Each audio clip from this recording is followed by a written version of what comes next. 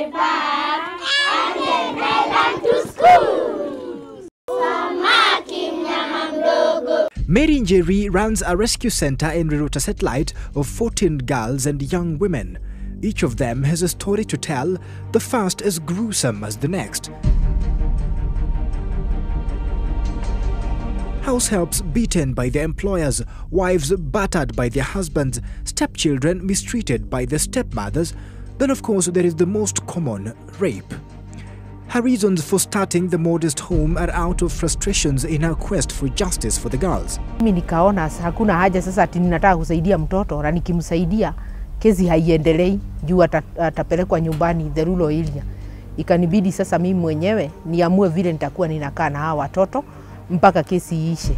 Hiyo ndio ilinifanya nianze hii nyumba ya watoto. In the 3 years she has been running the institution, only one rape case has been successfully concluded at the courts. The other 14 girls continue to wait for their turn for justice.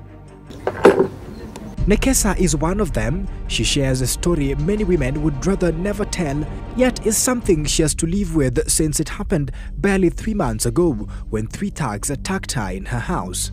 Sana ile sijaijua kama mwezi akija kwa nyumba usiwaipiga nduru. Mimi nikaanza kupiga mayowe. Hakuna mtu mwenye aliingia kunisaidia, wakanipiga. The next moment nilishtukia ni asubuhi na nilikuwa naked na the floor ilikuwa imejaa damu. Nekesa says she was too shaken to talk about her ordeal, reporting to the police only a week later. Kitu ambacho ilifanya nisireport immediately nile venye nilifanywa nilikuwa ni kama niko bubu juu singeweza kuongea na wewe hivi. Nikianza kuexplainia ni kama nilikuwa nalia. Yaani kama kuna kitu ilikuwa kwa koo ambayo ilikuwa imeniziba. Juu hata chakula sikuwa nakula. Her condition was worsened by the fact that the police could only be of very little help, not even visiting the scene or collecting evidence from her. Wakanipatia OB number, alafu na namba ya polisi hapo. Venye walinipatia wakaniambia kama utajua kwa mtu yote ambaye alihusika, ufanye nini? Upige simu. Nekesa falls in the category of the very few who have been raped by people they don't know, and according to DNA experts, therein lies the problem.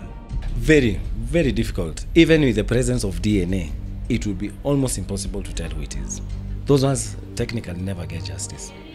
Never. One of the biggest obstacles is not a fault of their own. Kenya still lags behind in DNA testing, and even if samples are taken, pregnancy and STD tests are given priority. Worse still, the country lacks a DNA database of past rapists who often repeat the crime. Another one is the rush to clean oneself, in effect destroying vital evidence. Mtu akinajisiwa akibie hospitali. Juu hapo ndio mara ya kwanza na evidence nyingi zitakuwa hapo. Akienda hospitali arudi na medical report kwa police. Akirudi na medical report kwa police aandikishe OB ili apewe P3. Cause ukiwa na hizo document 3 kesi yako hata kwenda ni rahisi sana. Another reason which has even baffled law enforcement agencies is when the rapist and the survivors come to an arrangement, making it difficult for the prosecution to go on. Like in cases of incest, what is their opinion about reporting this kind of matter? Do they think that it is going to give a bad image to the family? So you find some of them are not even reported. Sometimes you deal with cases of statutory rape where a child has walked out of school because of a pregnancy. That is rape also, under the age of 18. But because the perpetrator has money to continue feeding the family and taking care of the girl after that, that matter never reaches the light of day. At 20 years old, Nekesa is about to sit for exams, and her attackers also left her pregnant. At the home, she ponders her future. No evidence was taken from her, and to date, she doesn't remember any of her attackers. Very few third parties have ever witnessed a rape.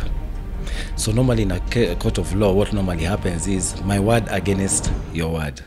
Life, however, must go on no matter the human nature that sometimes drives others to do evil things, or the systems and government that sometimes makes us lose hope.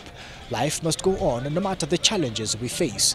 For News at 8, I am Andrew Ochieng.